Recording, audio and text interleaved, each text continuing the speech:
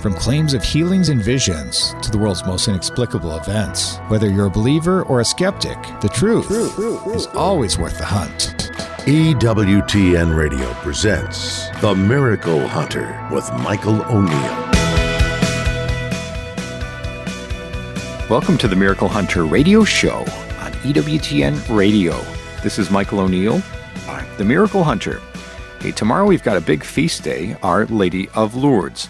That is one of the big Marian feast days in the entire Roman calendar, where we celebrate a miraculous occurrence. And there are very few of those. Of course, we all know Fatima, Lourdes, Guadalupe. Tomorrow is the feast day of Our Lady of Lourdes. And today we're going to celebrate that a little bit. We're going to be interviewing two guests today, Elizabeth Ficocelli, the author of Lourdes, Font of Faith, Hope, and Charity, and Marlene Watkins, author of Everyday Miracles of Lourdes. So this will be a Lourdes episode. And for people who want to check out a program that I did about Lourdes, you can go to EWTN Religious Catalog and look for Miracles of Lourdes. And that was a program that came out last year. We went behind the scenes, and we actually got to interview the whole medical commission, the bureau there that investigates all those miracles that are claimed through healing water, and those very few that are promoted and established as being without natural explanation. So it was a fascinating experience to go behind the curtain, you might say, see how it all works behind the scenes. But check that out, Miracles of Lourdes, available from EWTN Religious Catalog at EWTNRC.com. And check out my program, Explore with the Miracle Hunter, Our Lady of Barang. I travel to one of the 20th century's most highly approved Marian apparition cases, as the Virgin with the Golden Heart appeared 33 times to 5 children at a convent school in Barang in Belgium. And I report on what happened there. Check that one out Saturday at 6 p.m. Eastern Time to find out more about that fascinating Marian apparition, and the episode of They Might Be Saints, which airs this week. And Wednesdays at 9 a.m. Eastern Time is the typical time it airs. This week it is on Blessed Michael McGivney, the founder of the Knights of Columbus. So check that one out. They Might Be Saints this week. Later in the show, we're going to be looking at the 365 Days with Mary like we always do. This project looks at Mary's devotions and feast days and miracles that line up exactly to the date and the calendar year. And so for today's date, February 10th, we've got the icon of the Mother of God of Sumorin from Totma in Russia in the year 1554. And the Might Be Saint of the Day, Blessed Clare Agolanti of Rimini, is today's Might Be Saint of the Day. And the question of the week, what about the apparitions at Garabandal? People have that question a lot, but we'll give you an update on what's the latest coming out of there. And this is a new segment, new for 2024, the Miracle of the Day. For today's date, January 10th, we commemorate a miracle that happened on January 10th, 1570, a miraculous statue in the Philippines. So we'll talk about that a little bit later in the program. Let's take a look at the miracle news. We do this every week where we talk about the miracles happening around the world and those things that relate to miracles. And I was just talking to somebody the other day about this mystic Luisa Picarreta, who lived from 1865 to 1947. And she had these mystical writings. Supposedly she was called to spread the message of the, quote, divine will. But since 1938, there have been doctrinal problems that have been identified with the writings of Luisa Picarreta. And the news coming out, being reported by LaCroix International Catholic website, they say that the beatification process of Luisa Picarreta has now been suspended. And of course, we always like to report on when canonization causes are moving forward. That's always more fun and exciting for people, especially followers of that devotion and that person. But it's always our duty to report on things that also are moving in the other direction. So this cause is suspended. The Catholic Church will not beatify Luisa Picarreta, an Italian mystic known for her spiritual exercises that centered on union with the will of God. And this past week, Bishop Benoit Bertrand of Mende, the president of the French Bishops' Episcopal Doctrinal Commission, shared a message from the Dicastery for the Cause of Saints addressed to the bishops of France, and the message conveyed the decision to halt the examination of the case of Luisa Picarreta, initiated in 1994 by Italian Archbishop Giovanni Battista Bicchieri of Trani. And so why did the Church change directions with this Italian mystic, who has gained so much interest amongst priests and lay people, and especially in recent years? Bishop Bertrand repeats the arguments put forward by the dicastery, which are three kinds: theological, Christological, and anthropological. Picaretta's conception of the divine will does not leave man the possibility to exercise his own free will. That's a quote. It does not incorporate, quote, the primacy of God's merciful and unconditional love, quote. And finally, there is, quote, little or no mention of the resurrection of Christ, Christian hope, and ecclesial communion. So Bishop Bertrand therefore advises caution regarding the dissemination of Picaretta's messages, echoing the warning of Cardinal Marcello Semeraro, prefect of the Dicastery for the Causes of Saints, who had asked him in a 2022 letter to accordingly evaluate the popular dissemination of such elements to avoid confusion amongst believers. And so, again, this is news being reported by LaCroix International website, and this appears to be the ending of the cause related to Luisa Picaretta. I know personally people who have a great interest in this devotion and maintain this devotion, so this will be disappointing news for numerous people around the world. But as the report goes, that her canonization cause has now been halted. So unfortunate news for followers of Luisa Picaretta. For people out there who want more information on the ending of this canonization cause, you can go to the Facebook page of The Miracle Hunter, where I've got that story from LaCroix posted so people can check that out in great detail. Let's take a look at Catholic Pub Trivia. Each week I ask a trivia question and give out a prize, the Miracle Hunter image of the faces of Mary, for the person who writes in with the fastest with the correct answer. And last week we asked the question, what is the only apparition that happened before Our Lady of Good Success that's been investigated and approved by the local bishop? We talked last week about Our Lady of Good Success in that interview, and it's the only one that happened before that, of course, is Our Lady of Guadalupe from December 12, 1531, and the official approval came out from that in the 1700s. So Our Lady of Good Success happened in a time in between those two events. So thanks for everybody who wrote in with that correct answer. And the question for this week, we're focusing on Our Lady of Lourdes. And so the question is, how many decades were on the rosary held by the Virgin Mary at Lourdes? Again, that question is, how many decades were on the rosary held by the Virgin Mary during her apparitions at Lourdes? If you think you know that answer and want to win the prize, the image of the faces of Mary, send me an email to questions@miraclehunter.com, or go through my website, send me a message that way, and the fastest respondent with the correct answer is going to win that prize, and answers and winners will be posted on the show page on miraclehunter.com.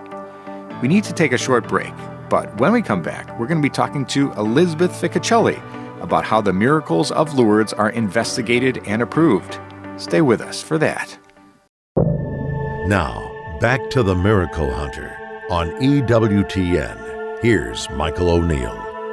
Welcome back. You're listening to the Miracle Hunter radio show on EWTN Radio. This is Michael O'Neill. I'm the Miracle Hunter. I think people think about miracles, the big kind anyways, those that potentially could get investigated by Rome, as happening all around the world. And miracles do happen every day and everywhere, but the kind that get investigated in Rome are of two sorts normally, or they're investigated fully, I should say, of two sorts. One in Rome, we talk about those healing miracles that are often used as intercessory miracles for the canonization of saints. And the other place in the world, the only other place, as it turns out, is at Lourdes in France, on the heels of that 1858 Marian apparition, 18 visions experienced by Saint Bernadette Soubirous, the 14-year-old French girl, who dug in the ground and water emanated, and people began to wash in the water. And over the years, they've set up a medical commission and have looked at thousands and thousands of cures, and some of which have been validated as without medical explanation. And both places use what we call the Lambertini criteria, which dates back some centuries, actually.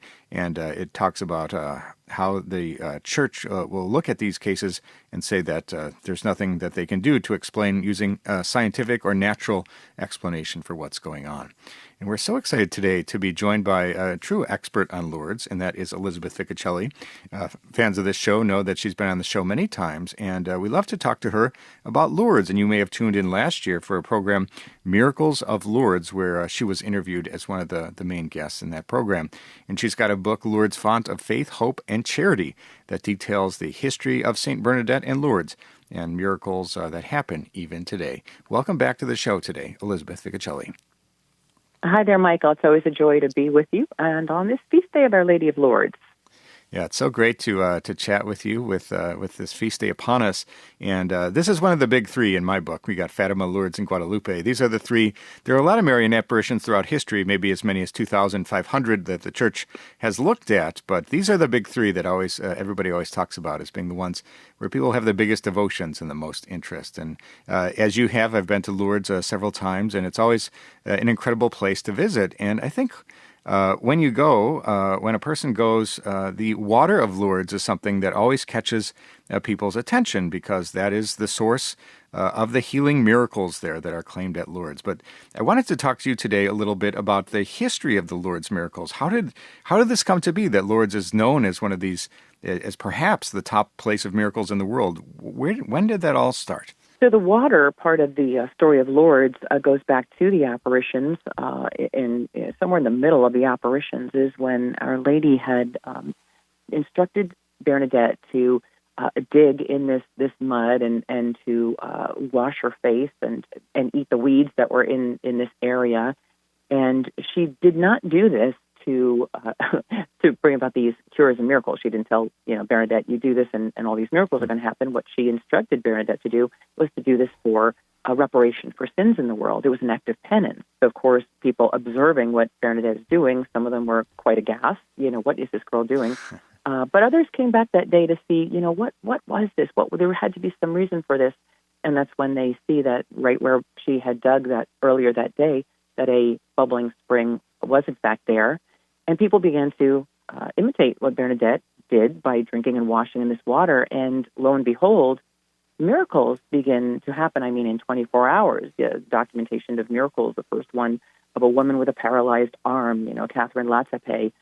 She is cured. There's cures of a dying child, blindness, a person with a crushed leg, that there's bone regeneration. I mean, so these are astonishing miracles. Yet Our Lady had never said this was the purpose of the spring. So, I think this is what makes the word get out about Lourdes, that there is this miraculous spring there.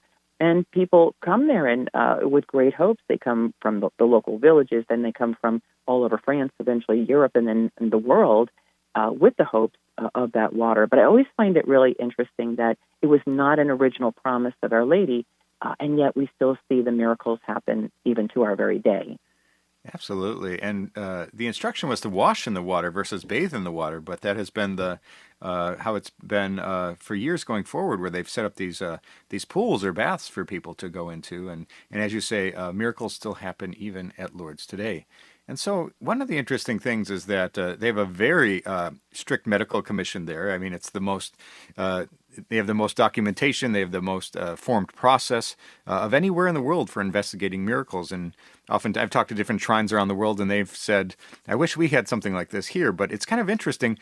How did that actually happen, that these doctors from all over the world weigh in on this, and they have a doctor on staff at the bureau there? How did that all come to be in the first place? Well, when people began to report miracles, to claim miracles, it was quite exciting, and it almost became commonplace. They would announce these miracles, pardon me, after masses, and you can still see even to this day, people would hang these little placards, these heart-shaped placards, thanking the Virgin for this cure of this miracle, this answered prayer. And so quickly, the local church realizes, well, we need to have some kind of a system, some kind of a format to kind of document that these are miracles that are happening. And so this would lead to the establishment of the original Medical Bureau, a commission that was formed in 1884. It's officially established, and it would consist of a director and doctors that were present there that could carefully document the claims that people were making as a result of coming in contact with that water. And then at the same time, you have Rome, and you mentioned this at the opening of this segment, Michael, that Rome has its own system for documenting miracles that are in association with the canonization process, and they use that Lambertini criteria that you mentioned. So it was Pope Pius X that then gets in touch with the church there at Lourdes and says that the Medical Bureau needs to submit to the same process as the church. So you would have that consistency. And so that's good on one hand. On the other, the challenge was that Lambertini, criteria was already 100 years old, even in the mid-1800s. Yeah, let's And talk about the Lambertini criteria a little bit. I mean, I think people will want to know, what are those rules? I mean, it's still the official rule book used by Rome for investigating healing miracles. What are some of the criteria that is used there in Lourdes? Well, you need to establish that there is this medical condition, that there is this problem, and then you need to document how this medical problem has changed. But where some of the problems come in is that it could be no medical intervention and so forth, so that it's a complete cure. It's not a recurring thing. It's a complete done. It is cured. Not a gradual thing. And the problem is, as modern, medical and science would progress, is that people do go for treatment. They do go for medical, regimens so that they can get better, that they can fight these diseases. So that's part, I think, where it got a little sticky. But yet, this is still what they're looking at. They're looking at a cure that is a complete, total, has not reversed. That there's no medical explanation. If there's just no natural explanation, that this is a supernatural. It's beyond our understanding how this suddenly stopped and was made better. So it becomes tricky, but this nonetheless was the criteria that the Medical Bureau would have to employ. And so it kind of explains how that while you have thousands and thousands, there's probably around 7,000 remarkable claims of restored physical health that's on file at the Medical Bureau there in Lourdes. But out of all of that, only 70 actually have been authenticated, because it's a long, complicated process. There's a lot of medical documentation. Your time has to pass so that they do see that this cure has been permanent and lasting. And so many cases are just stuck in the process, or maybe it comes down to the bishop. One of the final steps is the person who is claiming this miracle has to go to their bishop and get him to buy in on this, to read the documentation and to sign off on it. And a lot of bishops are either too busy, don't want to get involved in this kind of thing, or maybe they don't actually believe in stuff, because it is private revelation. It's not mandatory that you believe in Lourdes and the miracles associated with Lourdes. So for whatever reasons, these cases are stuck. And so people say, only 70 cases. And it does that again. Of course, is only medical. It's only the medical miracles. It's not talking about psychological healings that can happen over there from addiction and depression and bipolar and so forth. It doesn't talk about the spiritual conversions that happen when people's lives are turned radically upside down. They come back to the Lord. They're changed forever. There's no bureaus over there measuring those miracles, only the physical. So it becomes challenging. Absolutely. We're talking today with Elizabeth Ficocelli, author of Lourdes, Font of Faith, Hope, and Charity. You may have seen her appearing in the EWTN special, Miracles of Lourdes.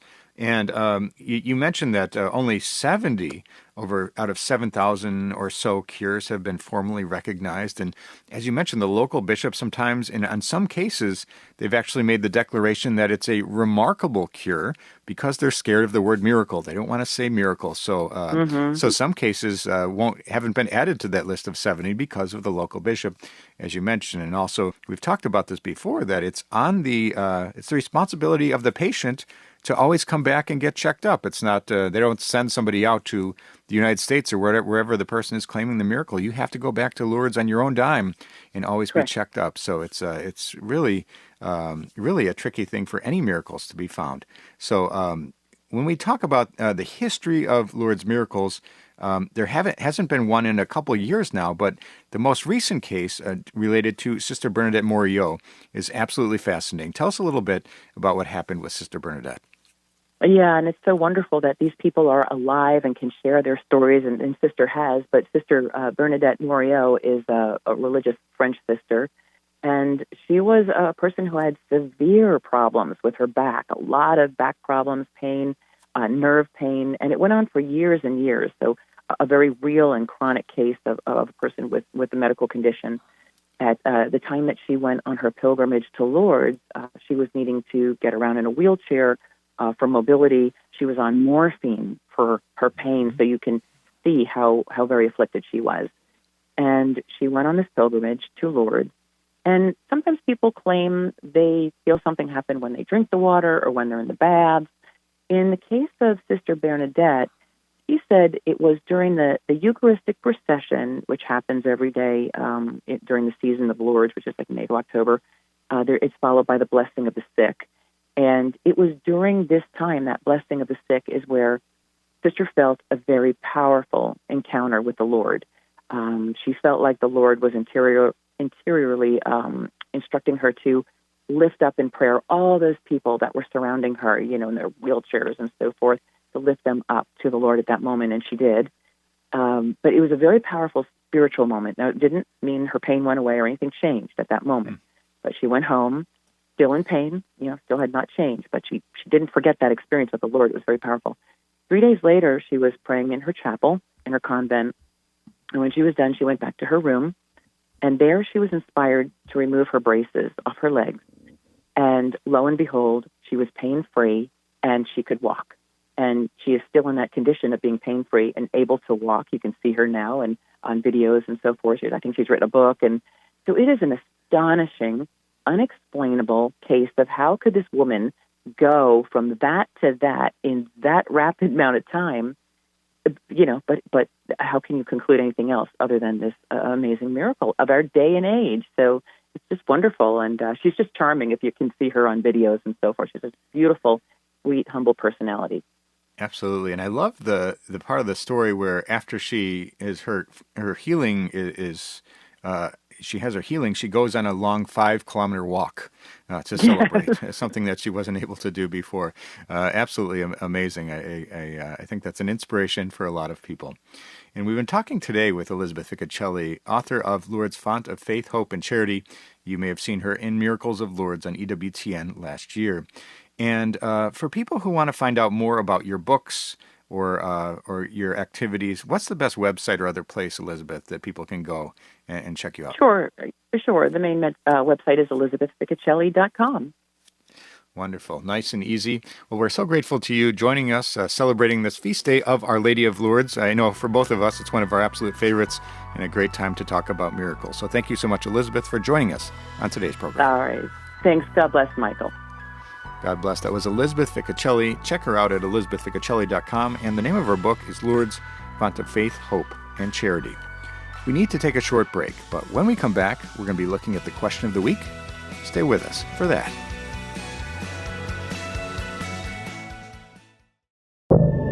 Now, back to the Miracle Hunter on EWTN. Here's Michael O'Neill. Welcome back. You're listening to the Miracle Hunter radio show on EWTN Radio. This is Michael O'Neill. I'm the Miracle Hunter. I love getting your questions. People write in from around the world about questions that are happening around the world now and have happened centuries ago.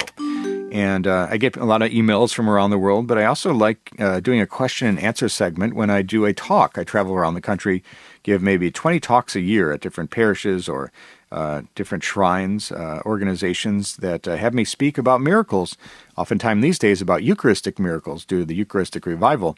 But at the end, I always open it up to questions about miracles. I love to hear what people are thinking about. I got a question coming in this week to the email account that I get all the time, but I think that people are still curious about this, and so it's worth mentioning.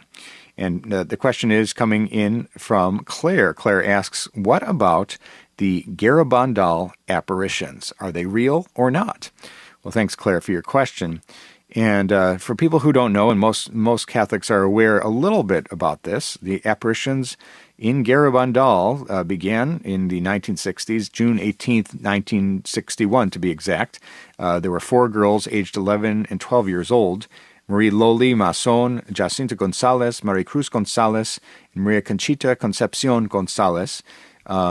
Those were the 4 girls who claimed visions of St. Michael the Archangel and the Blessed Virgin Mary, occurring 1961 to 1965 in this rural area, this rural village of Spain, San Sebastián de Garabandal, Garabandal for short.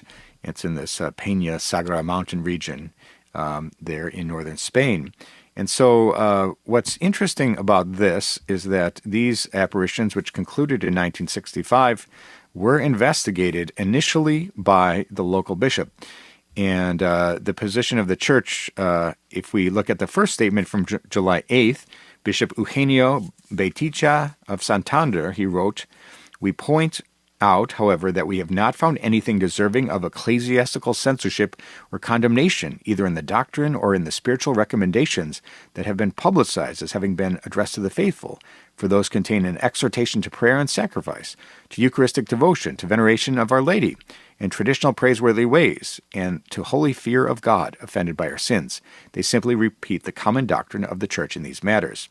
So, that was the initial statement that basically said that there was nothing wrong with the messages, nothing gets in the way, nihil obstat, you might say. Nothing gets in the way of the devotion or promotion of these messages.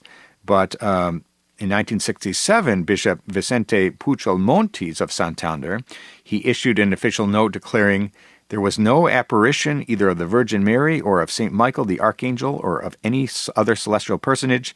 There was no message. All the phenomena which have occurred have a natural explanation." So that was a very early statement there.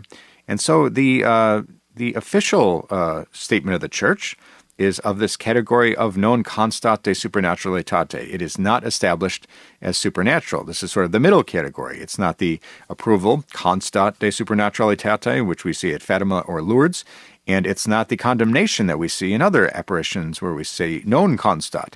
It has been definitively established. It's not supernatural. And so in Spanish, no constaba is the phrase that was used. And this was the original statement that was made by the local bishop. And so years after years, you see different requests of the faithful who have an interest in this Marian apparition that's been claimed. They will ask for clarification or reinvestigation.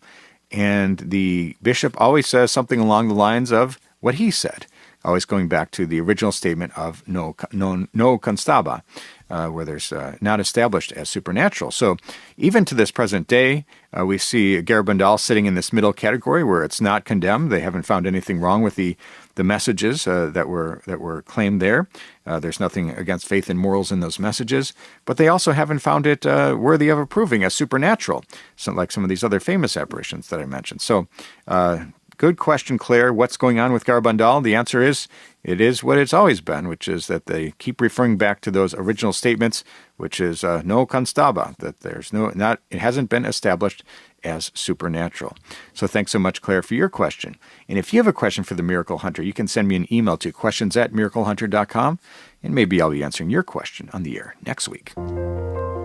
Let's take a look at the 365 Days with Mary project. We do this every week, where we look at the Marian devotion of the day as it lines up exactly to the day's date. And for today, we've got the icon of the Mother of God of Sumorin from Totma in Russia in the year 1554.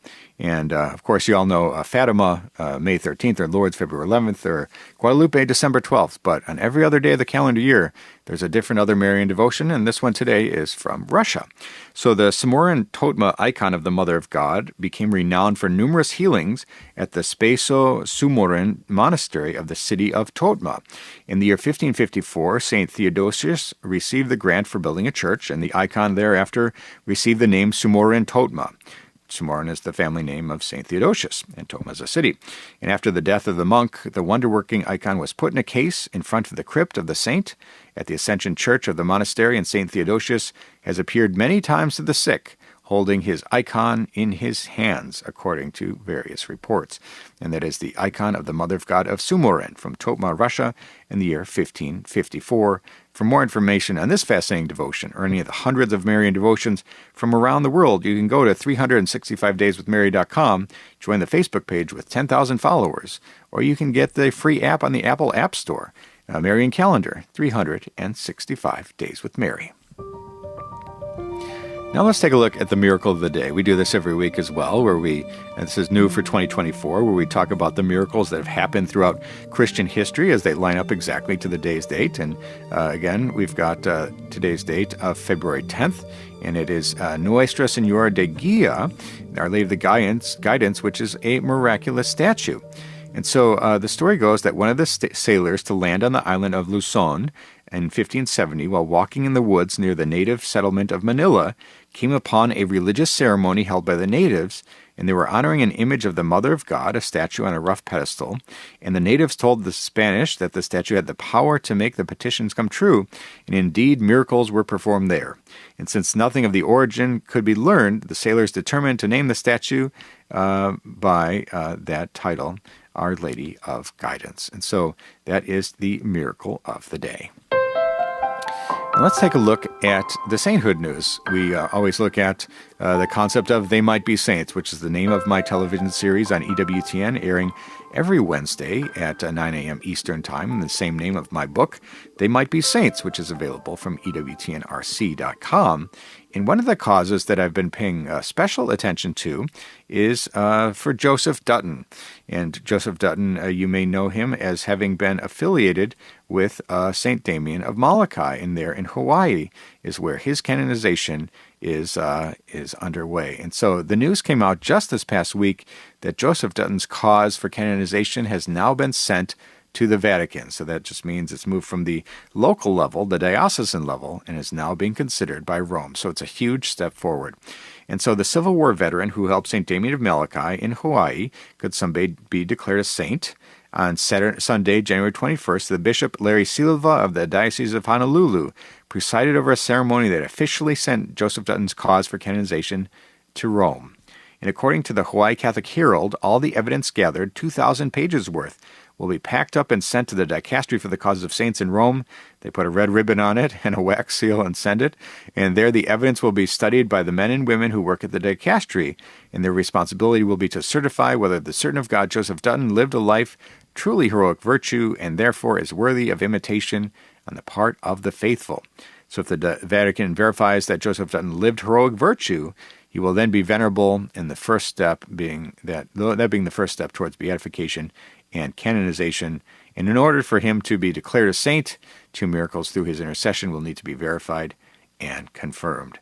And so that was the story about Joseph Dutton, and we're excited to see his cause moving forward, and perhaps he will be a new saint from the United States someday. We'll keep you updated on his cause. We're talking today about the Might Be Saint of the Day, and of course we're talking about venerables and blesseds before they have all their miracles racked up and are declared saints by Rome. And so the saint of the day is Blessed Clare Agolanti of Rimini. And she was born in 1282 at Rimini in Italy, and she was born to nobility. She was married twice, and she spent most of her life in dissolute, sinful ways. While her father and brother were executed in civil disturbances, Clare changed her life completely. She became a Franciscan tertiary and founded a convent, though she never became a nun. In an attempt to make up for her earlier life, she practiced penances that were considered extreme even by 14th century standards, and once sold herself into slavery so she could use the money to buy a man out of prison. And the local judge commuted the man's sentence, had the money returned, and Clare was freed. And legend says that once, when some nuns of Rimini were freezing outside without fuel for their fires, Clare went into the woods, picked up a huge log, and started carrying it to the convent. And a native a relative stopped her and said that it was beneath her dignity as a noble woman to carry wood like a servant, but she said if Jesus could carry great pieces of wood to Golgotha for the sake of sinners like her, she could hardly balk at carrying it for the brides of Christ. And she died on February 7, 1344 at Rimini in Italy of natural causes, and she is buried there at the convent that she founded. And she was beatified by Pope Paul VI on December 22nd, 1784. And with one miracle, Blessed Clare Agolanti will become Saint Clare Agolanti of Rimini. Find out more information about her cause and any of the others on the path to sainthood that we feature on They Might Be Saints if you go to theymightbesaints.com. And you'll also find out more about the upcoming episode of They Might Be Saints about Father Michael McGivney. This week, Father Michael McGivney will be the subject of the episode. He's the founder of the Knights of Columbus, beatified in 2020 after a miraculous cure of a boy was attributed to him. Check that one out. They Might Be Saints on EWTN every Wednesday at 9 a.m. Eastern Time. We need to take a short break, but when we come back, we're going to be talking with Marlene Watkins, author of Everyday Miracles of Lourdes. Stay with us for that.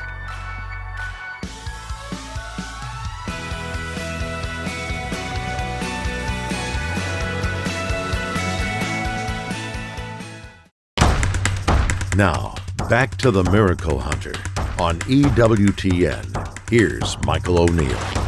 Welcome back. You're listening to the Miracle Hunter radio show on EWTN Radio. This is Michael O'Neill. I'm the Miracle Hunter. Well, today is the day before the big feast day of Our Lady of Lourdes. And so we're happy and excited to dedicate this whole episode to Our Lady of Lourdes. And the interview coming up is with Marlene Watkins. She's the author of Everyday Miracles of Lourdes from Sophia Institute Press. And we spoke with her previously, and I hope that you enjoy the conversation. Welcome, author Marlene Watkins. Welcome to the program today, Marlene. Well, thank you. Thank you so much to have us. And it's always wonderful to talk to somebody that loves Lourdes. Absolutely. I've been there several times on pilgrimage and filming there with EWTN, and it's really an incredible place. I call it a little bit of a Catholic Disneyland. Even the basilica looks like the Disney castle. It's an amazing place, and partly because we have those 18 visions received by that 14-year-old girl, Saint Bernadette Soubirous. Without her, there would be no Lourdes. But it's an incredible place of Catholic pilgrimage and healing. We have those healing miracles that resulted after she dug in the ground and the healing spring came forth and people began to wash in the water. Those miracles were claimed. And so your book, Everyday Miracles of Lourdes, we can talk about some of these incredible other things that have been claimed throughout history. These people have gone there on pilgrimage, the Malades, those people who are seeking healing, and others who go for spiritual rebirth in some way or another. Talk to us a little bit about what inspired the book, Miracles of Lourdes. Well, we had... for 20 years, it was our 20th anniversary, and there were just so many extraordinary experiences that had happened in those 2 decades. And, it's been a long time promise that we would capture them and write them, but just, a lot of different things got in the way and delayed us, and then eventually the world slowed down for COVID, and it came the time that we stayed home from Lourdes and began to relive those experiences by writing the book. And it was just as awesome to be recalling them and writing them as it was to be in awe when they actually happened. And so you were there. You've been there for so many year after year as a volunteer, special needs and volunteer pilgrimages. And so you've seen these things happen in person. You've been a witness to some of these great experiences. Yes, to every one of them, all but 20 chapters in the book that are people that I met and encountered going to Lourdes and was with them throughout their experience. But we never expected that they would be in a book. So each one of them, I contacted them and asked if their story could be written. And for some of them, they're very personal stories and very intimate stories, things that other people don't know about them. Some of them, their family members don't know. And so we asked each person, would they agree to have their story written? Some had to pray and think about it. And then ultimately, all of them came back and said, this grace is too great for me to hide. It needs to be shared, not kept just for myself, but it's a grace to be shared with others, maybe others that are suffering what they were suffering, or what the miracle that they needed in their life. And so their picture is in there. Their last name is in it. The picture is in there, and they signed actually a document saying this is really what happened, and it's accurate, and I attest to this grace in my life. It was really a joy to re-experience it, and also to really feel their pain again. For some of them, if you're in need of healing, there must be a reason for it, and sometimes it's a painful reason. So it's a book that brings hope and joy, but it also takes us through the hardships that regular people endure every day. But it also tells us that the Gospels are real, that they're still happening now, that all of these incredible graces of the encounters of Jesus Christ are still taking place now in Lourdes. Absolutely. And I liked in your book, you talk about the 3 Ps of the gospel message of Lourdes and how that still connects to our lives. Talk to us about that. Well, it's a call to prayer. The first thing that Bernadette does when she encounters Our Lady is they pray together. And in fact, there's no talking; it's in silence. And they pray the rosary together. And Bernadette leaves that apparition. She never makes the sign of the cross the way she used to. After she leaves the grotto, and many of us go to the grotto, the true calling on the three persons in one God, on the Blessed Trinity. And Bernadette says later in her life, if we pray this one prayer well, we can go to heaven. And she prays it with all of her heart, slowly and thoughtfully. So it's a call to prayer. And, of course, they pray the rosary every time they meet, which is why the Basilica is named the Rosary Basilica. And we pray the rosary in a candlelight procession every night throughout the season, from Holy Week all the way to All Saints' Day. And people come with all different languages, and it's the universal church there praying. We light our candles from each other, the light of Christ to each other. So it's the prayer, and then there's also the procession, which, of course, is the candlelight rosary procession, and another Tea of Lourdes, and then it's also the Eucharistic procession, because Lourdes is a very Christocentric shrine. I know it's a Marian shrine, of course.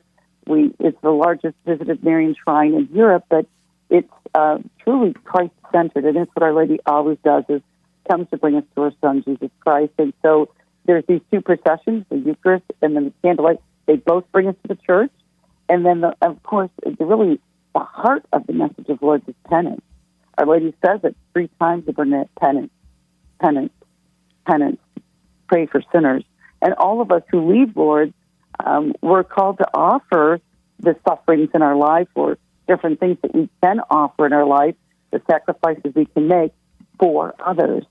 So it's a call to prayer, and it's a call, and all of us are proceeding somewhere in life. We're going from this world to the other world. So how are we getting there, and where are we going? How are we leading our life to take us into the other world?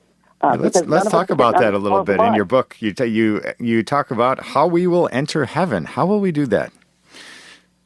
Well, this one of the chapters is really an amazing experience that this one of the volunteers who comes with us still does. And she did not know she was allergic to bees. She was gardening. She was stung right in the throat by a bee. And ultimately, she winds up in a coma. And in this coma, she doesn't realize that she's in a hospital bed in a coma in California, because what she experiences is that she is transported to Lourdes. She finds herself there with a perfect vantage point to watch the Eucharistic procession. And she realizes when she comes out of the coma that in following the Eucharistic procession, that is the best way to heaven. She says, if we only just realize, if you're following the Holy Eucharist, if you're going to Lourdes and you're following our Lord, that's how you're going to get to heaven, is to follow Jesus in the Holy Eucharist. So when she comes out of the coma, she's just so strong about this, to share that. And there's other parts of her story that I haven't spoken about that is in the book, but it's really an extraordinary experience for her, because her time was actually suspended, that the doctor said it's just impossible to go that many hours with such an allergic reaction and not die. But her time was suspended praying the rosary, and then she finds herself in Lourdes, and she's really convinced that when we die, if we just follow Jesus, that we're going to heaven. Wow, an amazing story. We're talking today with Marlene Watkins, the author of Everyday Miracles of Lourdes, from Sophia Institute Press, a brand new book about some of the miracles that have been witnessed by Marlene, who volunteered there in Lourdes for many, many years. And so, did you have a favorite story of these? I know they're all your favorites in one way or another, but did one stick out as one that will be with you forever? Well, I think that the beauty of the 20 stories, and I know all of the people, and they're all like facets of one beautiful jewel that is, the gospel message of Lourdes. But I think that the beauty of it is that there's a chapter in this book for everyone. There's something that will resonate and relate with every single reader, because all of us know people who have suffered or experienced. There's, the near-death experience there of Cora. There's also people who were, terminally ill that are, in a grace. They're still alive. There are people who suffered death of a loved one, someone who had an abortion, and she said it was a hole in her that nothing could heal. She came to Lourdes, and a liquid grace filled the hole. So I think that people can relate to all these different types of stories. There's a man caught in Hurricane Katrina. He screams out into 135-mile-an-hour winds to Bernadette to help him to save his life. And there's just incredible amazing experiences that are so vastly different, no two chapters alike. And I have to say, just every time that I think of those people and their experience, I'm still in awe every time, because it shows the hand of God, that God really is watching over us and watching out for each of us, and His mercy is so great that He's wooing us all the time. So I don't know that I can say I have a favorite one or one that stands out the most.